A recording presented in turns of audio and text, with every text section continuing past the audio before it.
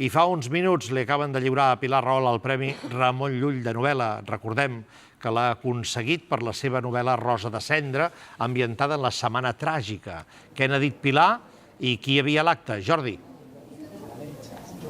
Bona nit, Josep. Acte de gala aquí a l'Hotel Palace de Barcelona amb 300 convidats, entre ells el president del govern, Carles Puigdemont, i també el president del grup Planeta, José Creueras. Hem parlat amb Pilar Rahola, ens ha explicat que se sent molt satisfeta de recollir aquest premi i també satisfeta perquè avui hem sabut que és el llibre més venut en català en l'apartat de ficció. La setmana que ve, el dia 15, surt en castellà i molt aviat també ho farà en francès. Ens ha confessat també quins són els seus sentiments en un dia tan important avui per la seva carrera literària.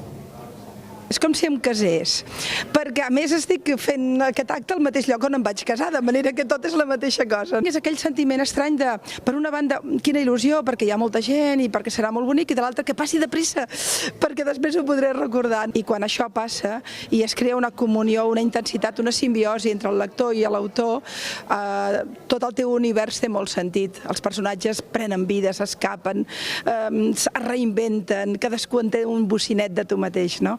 I és extraordinari.